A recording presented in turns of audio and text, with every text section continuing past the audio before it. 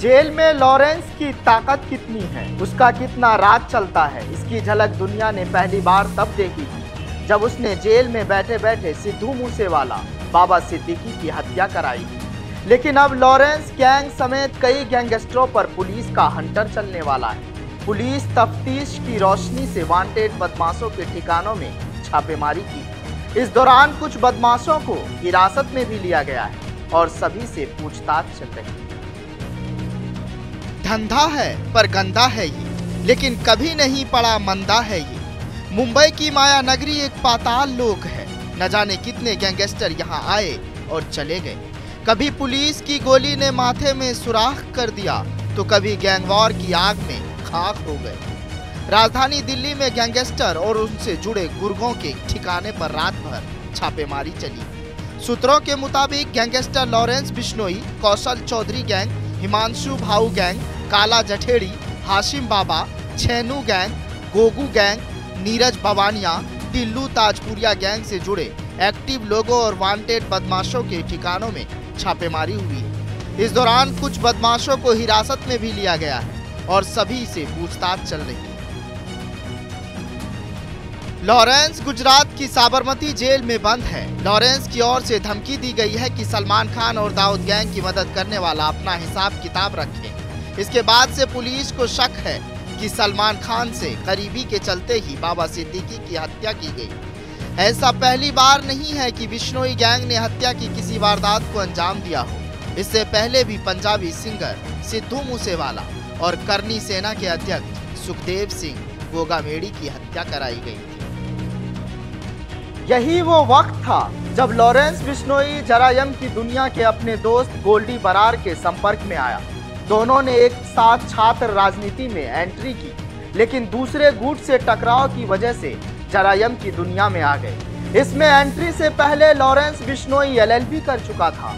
इसी दौरान उस पर हमला, हत्या के प्रयास, डकैती समेत कई मामलों में केस दर्ज हुए। इनमें से कई मामलों में लॉरेंस बरी हो चुका है, लेकिन अभी भी उस पर कई केस चल रहे हैं। लेकिन जेल जाना लॉरेंस बिश्नोई के लिए फायदे का सौदा साबित हुआ।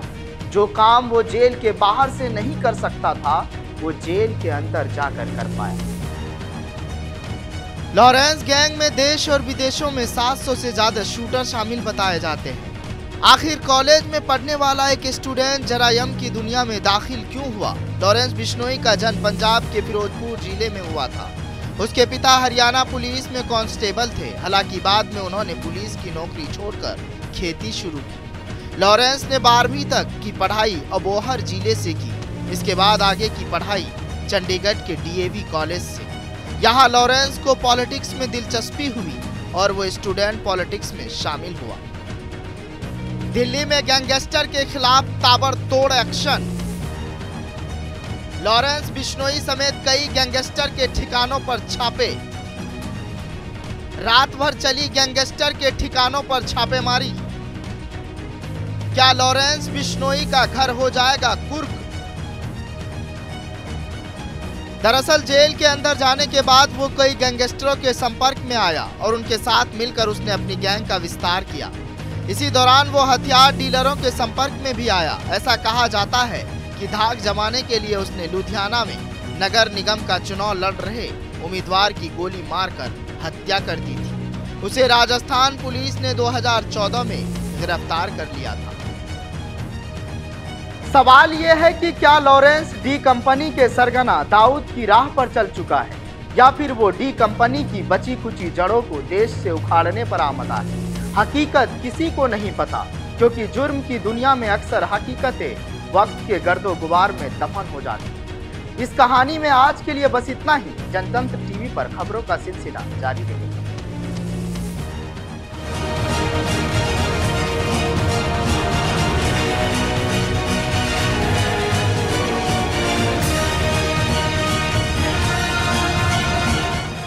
ब्यूरो रिपोर्ट, जनतंत्र टीवी।